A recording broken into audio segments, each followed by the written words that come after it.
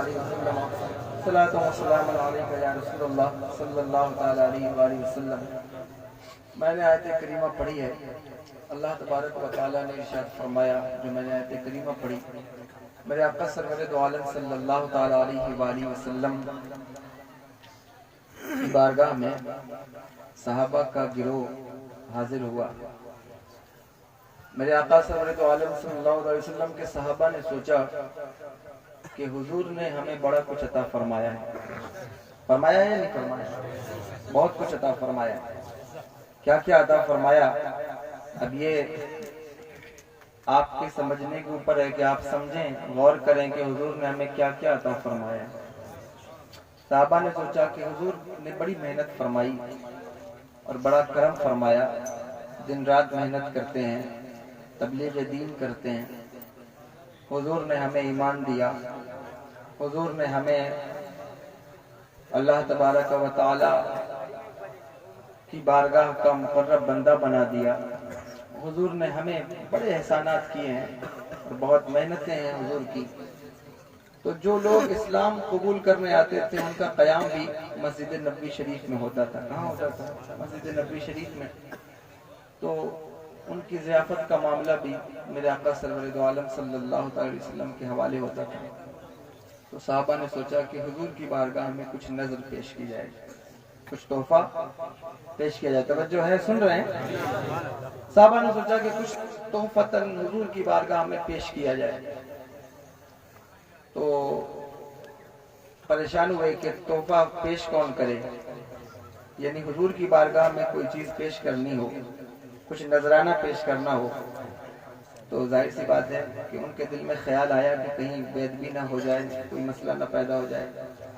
تو انہوں نے مشورہ کیا کہ کسی ایک کا انتخاب کرتے ہیں۔ تو حضور کے چچا حضرت عباس رضی اللہ تعالیٰ عنہ کا انتخاب کیا گیا کہ ان کو امیر بنا کر حضور کی بارگاہ میں کچھ تحفہ پیش کیا جائے۔ تو سارے صحابہ اکٹھا ہو کر حضور کی بارگاہ میں حاضر ہوئے۔ حضرت عباس رضی اللہ تعالیٰ عنہ عرض کیا، رسول اللہ، ہم آپ کی بارگاہ میں کچھ تحفتاً پیش کرنا چاہتے ہیں۔ آپ نے ہمارے لیے بڑی محنتیں فرمائیں اور دن رات آپ محنت کرتے ہیں، حضور آپ نے کیا کچھ ہمیں نہیں عطا فرمایا، تو یہ کچھ نظر ہے، ہماری طرف سے کچھ نذرانے ہیں، اسے قبول فرما لیں۔ میرے آقا سرور دو عالم صلی اللہ علیہ وسلم کچھ کہنا چاہتے تھے کہ جبریل امین حاضر ہوئے اور یہ آیت کریمہ نازل ہوئی کہ فرمائیے کہ ہم تم سے اس چیز پر جو ہم نے تمہیں دیا ہے، دین دیا اور تمہارے اوپر محنت کی، تمہیں سرفرازیاں دی، تمہیں عروج دیا، اس پر کوئی اجرت ہم تم سے طلب نہیں کرتے ہیں۔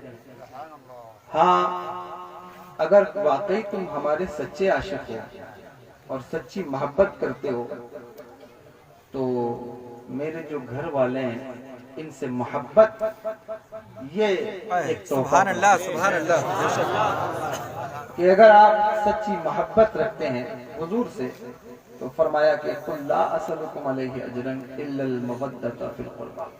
بے شک۔ اب محبت کا جو طریقہ صحابہ نے دکھایا اور محبت کر کے اس پر عمل کر کے دنیا کو پیغام دیا اور بتایا کہ محبت کرنے کا حق کیا ہے اور کس طرح سے حضور کی آل سے محبت کرنی چاہیے۔ بے شک۔ کیونکہ آج یہ پروگرام بھی ایک ایسی مقدس شخصیت کی طرف منسوب ہے، اس کے حوالے سے بھی میں شاید کچھ بات نہ کر سکوں، لمبی گفتگو میری نہیں ہے، لیکن حضرت انشاءاللہ اس پر کچھ کلام کریں گے یا جو حضرت کی خواہش ہوگی وہ گفتگو فرمائیں گے۔ تو صحابہ کرام نے حضور کی آل سے محبت کر کے دکھایا اور محبت کا حق بتایا کہ کس طرح محبت کرنی چاہیے اور کیسے محبت کرنی چاہیے۔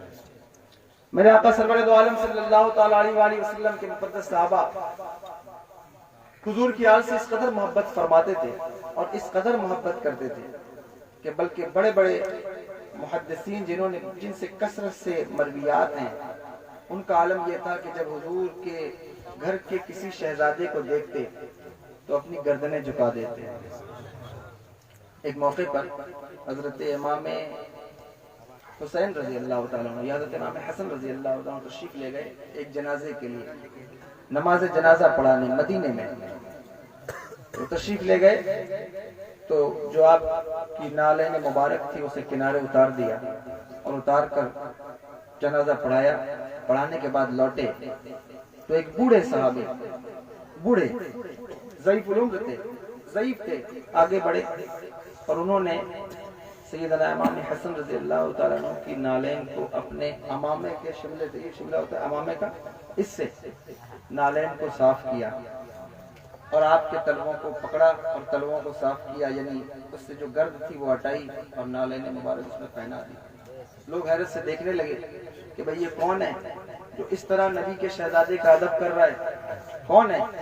तो जब चादर हटी तो देखा कि वो कोई और नहीं बल्कि हज़रत जनाब अबू हुरैरा रज़ी अल्लाह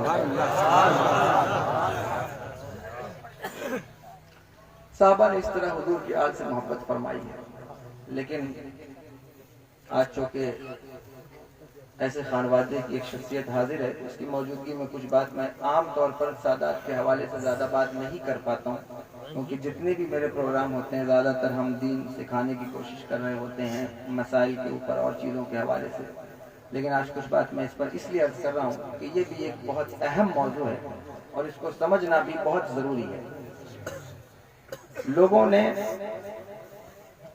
लोगों के दिल में, उनके जहन में और उनके इश्क का जो मयार होना चाहिए हुजूर की आल के लिए, अहले बैत के लिए, सादात के लिए, वो चीजें किसी हद तक उधर से कमजोर नहीं हो रही हैं, लेकिन इधर से कमजोर हो रही हैं। और उधर और इधर से फर्क क्या है? मतलब ये है कि अवाम के दिलों में वो मोहब्बत तो है, लेकिन माहौल इतनी तेजी के साथ बदल रहा है और पेशा, पैसा, उरूज, इज्जतों का के ख्वाहा लोग इस कदर जो है वो मेंबरों मेहराब की जीनत बन रहे हैं कि जो पैगाम मेंबरों से देना चाहिए, मस्जिदों से देना चाहिए, वो कौम तक नहीं पहुंच पा रहा है। और इस वजह से बहुत सारी चीज़ें पीछे होती चली जा रही हैं। अहले बैत की बड़ी बड़ी शख्सियतों की तारीखें आती हैं, लोगों को याद भी नहीं रहता कि आज किसी ऐसी शख्सियत की तारीख थी।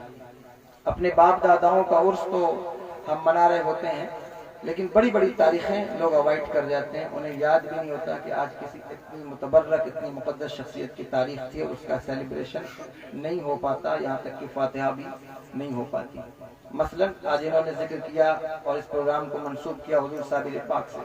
कितने जलसे होते हैं हुजूर साबिर पाक के नाम के उन्वान से, कभी गौर कीजिए। मौलाए कायनात की तारीख 21 रमज़ान मुबारक को आती है, बहुत सारे लोगों को मालूम ही नहीं होता कि ये तारीख किसकी है। असाबे बद्र की तारीख है, अज़वाज मुतहरात की तारीख है, उसके अलावा बेशुमार ऐसी तारीखें हैं जो लोगों को नहीं याद होती हैं, मालूम ही नहीं होता, पता ही नहीं चलता कि तारीख थी और वो भूल जाते हैं।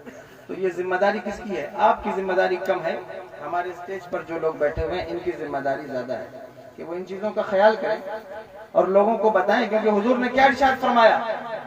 फरमाया मैं तुम्हारे दरमियान दो चीजें छोड़ रहा हूं, एक कुरान है और एक अहले बैत है। अहले बैत का नारा या अहले बैत की शान शौकत इसलिए नहीं बयान की जाती कि सादात की इज्जत बढ़ जाए या हमारा कोई खानदानी मफाद है, नहीं। सादात की इज्जत को बयान करना, अहले बैत की मोहब्बत को बयान करना, ये जाने ईमान है। अगर कोई इससे जी चुराता है तो वो हुजूर के दीन में खयानत करता है और खयानत करने वाला बन जाएगा। इसलिए बहुत जरूरी है कि सादात की अहमियत, उनकी फजीलत, उनके दर्जे, उनके मरातिब को बयान किया जाए। लेकिन अक्सर ऐसा होता है कि फजीलत बयान करने के बजाय लोग उनकी शान में नाज़िबा कलमात कह रहे होते हैं। अक्सर लोगों का और खतीबों का ये पेशा बन गया है, धीरे धीरे बनता जा रहा है कि वो मेंबर से कभी किसी के बारे में कह दिया कि वो सैयद नहीं, किसी के बारे में कह दिया वो सैयद नहीं, फला सैयद नहीं तो फला सैयद नहीं। तुम्हें कैसे पता कि कौन सैयद है कौन सैयद नहीं है? और जिसको दुनिया सैयद मानती है उसके बारे में भी कभी कभी कह देते हैं कि वो भी सैयद नहीं। ऐसी बातें भी हो जाती हैं। तो ये समझने वाली बात है, गौर करने वाली बात है कि आप सोचिए, क्योंकि उलमा का इंतखाब भी आप ही करते हैं, खतीब का इंतखाब भी आप ही करते हैं। तो ये देखा करें और परखा करें। इस बात को मैं पैगाम आपको दे रहा हूं, इस बात को भी परखिए और जानिए और समझिए कि जिस खतीब को आप सुन रहे हैं, जिस आलिम दीन की बात आप सुन रहे हैं, उसके दिल में कहीं मोहब्बत अहले बैत भी है या नहीं है। اگر اس کے دل میں خود محبت اہل بیت نہیں ہے تو وہ آپ کو کیسے محبت اہل بیت دے گا؟ کیسے سادات کی محبت دے گا؟ اس لیے اس مسئلے میں بھی بہت محتاط ہونے کی ضرورت ہے. اور آج آپ سوچ رہے ہوں گے آج یہ بات میں کیوں کر رہا ہوں؟ آج یہ بات اس لیے کر رہا ہوں کیونکہ حضرت کی تشریف آوری ہے، سبھی علماء بھی بیٹھے ہیں، لوگ بھی بیٹھے ہیں علاقے کے، تو یہ بات ہماری ذمہ داری ہے کہ ہم اس چیز کو سمجھیں، غور کریں، اور میرے آقا سرور دو عالم صلی اللہ تعالی علیہ وآلہ وسلم کے اہل بیت سے محبت کا جو حق ہے اس راہ پر چلنے کی کوشش کریں، جتنا ہو سکے، جس قدر ہو سکے اس محبت کو سمجھیں. اور جو اہل بیت سے محبت کرتا ہے اللہ تبارک و تعالیٰ اسے انعام کیا عطا فرماتا ہے، کیا فضیلتیں عطا فرماتا ہے. میرے آقا سرور دو عالم صلی اللہ تعالی علیہ وآلہ وسلم کے اہل بیت سے محبت کرنے والے اور ان سے عقیدت رکھنے والے، پیار رکھنے والوں کے بارے میں سیدی اعلیٰ حضرت فاضل بریلوی علیہ رضوان فرماتے ہیں، فتاوی رضویہ شریف کی عبارت ہے کہ میدان محشر میں کتنے لوگ ہوں گے معلوم ہے؟ توجہ ہے آپ کی؟ کتنے لوگ ہوں گے میدان محشر میں؟ کتنے لوگ ہوں گے بھائی؟ کوئی آنکڑا اکڑا ہے بتائیں گے؟ کتنے لوگ ہوں گے بتائیے؟ اولین و آخرین جمع ہوں گے، سارے وہاں جمع ہوں گے، انبیاء بھی ہوں گے، اولیاء بھی ہوں گے، صوفیاء بھی ہوں گے، علماء بھی ہوں گے، سب ہوں گے نا، سب ہوں گے میدان محشر میں. کسی کو ڈھونڈنا کتنا مشکل ہوگا؟ مشکل ہوگا یا نہیں مشکل ہوگا؟ عرص خلیقی میں کسی کو ڈھونڈنا ہو تو کتنا ٹف ہوتا ہے، ڈھونڈ پاتے ہیں؟ نہیں ڈھونڈ پاتے نا. اور کسی عرص میں چلے جائیں، میدان عرفات میں کسی کو ڈھونڈنا ہو تو کتنی دشواری ہوتی ہے. اور میدان حشر میں کس کو ڈھونڈنا ہوگا؟ حضور کو ڈھونڈنا ہوگا. تلاش کس کی ہوگی؟ ارے بولو بھائی، تھوڑی دیر آپ بھی ہوگی. 30 دن سے ہم بول رہے ہیں، آپ بھی کچھ دیر بول لیجئے. آج سب کو تلاش میرے آقا کی ہوگی، ہر بندہ حضور کا متلاشی ہوگا، حضور کو تلاش کرنا ہوگا. سب کو ضرورت ہوگی کہ حضور کو تلاش کیا جائے، حضور کو تلاش کیا جائے گا، ڈھونڈا جائے گا. ہر بندہ یہ کوشش کرے گا، جد و جہد کرے گا کسی طرح حضور کا دربار مل جائے، کہیں حضور سے ملاقات ہو جائے. تلاش رہا ہوگا، انبیاء بھی تلاش رہے ہوں گے، علماء بھی تلاش رہے ہوں گے، اولیاء بھی تلاش رہے ہوں گے، اللہ کے مقدس نبی بھی تلاش رہے ہوں گے. حضرت آدم بھی حضور کو تلاش رہے ہوں گے، حضرت موسیٰ بھی حضور کو تلاش رہے ہوں گے، حضرت ابراہیم خلیل اللہ بھی حضور کو تلاش رہے ہوں گے. امام فرماتے ہیں وہ جہنم میں گیا جو ان سے مستغنی ہوا، ہے خلیل اللہ کو حاجت رسول اللہ. تو سب حضور کو تلاش رہے ہوں گے. لیکن خیرہ میں رہنے والوں، ایک بات آپ سے کہتا ہوں، میرے امام فرماتے ہیں کہ کچھ لوگ ایسے ہوں گے جنہیں حضور تلاش رہے ہوں گے، کچھ ایسے بھی لوگ ہوں گے جنہیں آقا خود تلاش رہے ہوں گے. پوچھا گیا وہ کون لوگ ہوں گے؟ جن کو میرا نبی تلاش رہا ہوگا. یعنی تم حضور کو تلاشو، یہ تو مشکل کام ہوگا، لیکن اگر نبی تمہیں تلاشے تو پھر یہ کتنی عظیم بات ہے. امام کہتے ہیں کہ کچھ ایسے لوگ ہوں گے جنہیں میرے آقا خود تلاش رہے ہوں گے. وہ کون لوگ ہوں گے؟ وہ لوگ ہوں گے جنہوں نے دنیا میں کسی سید کی عزت کی ہوگی، کسی سید کو کوئی تحفہ دیا ہوگا، کسی سید کے کچھ کام آیا ہوگا. سارے لوگ حضور کو تلاش رہے ہوں گے، میرے آقا اسے تلاش رہے. نعرہ تکبیر، نعرہ رسالت، تعظیم آل رسول، نعرہ تکبیر، نعرہ رسول یا رسول اللہ. تو اس لیے اہل بیت کی محبت اپنے دلوں میں رکھو، سادات کا احترام جانو. اللہ کے رسول کے مقدس گھر والوں کا احترام کیا ہے، حضور کی اہل بیت کی فضیلت کیا ہے. آپ غور کریے، جب بھی حضرت امام جعفر الصادق رضی اللہ تعالیٰ کی تاریخ آتی ہے، کونڈے کا فاتحہ ہوتا ہے؟ آپ کیا نہیں ہوتا؟ ہوتا ہے. کتنے لوگوں کیا ہوتا ہے؟ ہاتھ اٹھائیے ذرا. بہت کم لوگوں کیا ہوتا ہے. جب بھی تاریخ آتی ہے تو ویڈیو وائرل ہونے لگتا ہے نا کہ کونڈے کی فاتحہ کرانا کیا ہے، کہاں سے ہے، یہ کیوں کیا جاتا ہے، کیسے کیا جاتا ہے، کیا ضرورت ہے. بلا شبہ بہت ساری چیزیں غلط ہیں اس میں. کچھ لوگ ایسا کرتے ہیں، وہی کھاتے ہیں، وہی بناتے ہیں، وہی ہاتھ دھوتے ہیں، سارا کچھ وہی کرتے ہیں. یہ چیزیں الگ بات ہیں، لیکن بہت کم آپ کو بیان سننے کو ملتا ہوگا کہ فضیلت امام جعفر الصادق بھی بیان کیا جائے. یہ میں اپنے علماء کی بات کر رہا ہوں، یہاں جو لوگ بیٹھے ہوئے ہیں اسٹیج پر ہمارے پیچھے مقامی علماء، میں ان سے کہہ رہا ہوں اس بات کو سمجھیے گا. حضرت امام جعفر الصادق کون ہے؟ حضرت امام زین العابدین کے بیٹے حضرت امام محمد الباقر اور ان کے شہزادے. سمجھ رہے ہیں آپ؟ سمجھ رہے ہیں بات؟ سمجھ میں آ رہی ہے؟ ان کے شہزادے ہیں. اللہ تبارک و تعالیٰ نے مقام کیا عطا فرمایا، درجے کیا عطا فرمائے کہ میرے آقا سرور دو عالم صلی اللہ تعالی علیہ وآلہ وسلم کے اس مقدس شہزادے کو کمالات کیا عطا فرمائے گئے، علم کا عالم کیا تھا. ایک شخص آپ کی بارگاہ میں حاضر ہوا، حضرت امام جعفر الصادق رضی اللہ عنہ کی بارگاہ میں. اس نے عرض کیا حضور ایک شیشی لے کر آیا، اور اس نے کہا بتائیں اگر اللہ تبارک و تعالیٰ چاہے تو اس شیشی میں آسمان اور زمین کو داخل کر سکتا ہے یا نہیں داخل کر سکتا. پوچھنے لگا حضرت سے، کہا اس شیشی میں آسمان اور زمین کو اللہ تبارک و تعالیٰ چاہے تو داخل کر سکتا ہے یا نہیں کر سکتا؟ آپ نے فرمایا بلا شبہ داخل کر سکتا ہے. کہا کیسے داخل کر سکتا ہے؟ کوئی ایسی دلیل دیجئے کہ مجھے سیٹسفیکشن ہو جائے، میں بالکل مطمئن ہو جاؤں. آپ نے کہا ٹھیک ہے ذرا آنکھ کھول. اس نے آنکھیں کھولی، کہا بڑی کر آنکھوں کو، آسمان کی طرف دیکھ. اس نے دیکھا آسمان کی طرف. کہا کچھ دکھائی دے رہا ہے؟ کہا ہاں. کہا کیا دکھائی دے رہا ہے؟ کہا آسمان دکھائی دے رہا ہے. کہا پورا دکھائی دے رہا ہے یا آدھا دکھائی دے رہا ہے؟ کہا پورا دکھائی دے رہا ہے. کہا بتا تیری آنکھ زیادہ بڑی ہے یا شیشی زیادہ بڑی ہے؟ ٹیکنیکل جواب دیا اس کو. کہا تیری آنکھ زیادہ بڑی ہے یا شیشی زیادہ بڑی ہے؟ اس نے کہا شیشی زیادہ بڑی ہے. کہا جب تیری آنکھ کی تل اتنی چھوٹی سی ہے اور اس آنکھ میں یہ پورا آسمان سما رہا ہے تو کیا یہ تیرے چاہنے سے ہو رہا ہے یا اس کے چاہنے سے ہو رہا ہے؟ یہ تو اسی کے چاہنے سے ہو رہا ہے نا.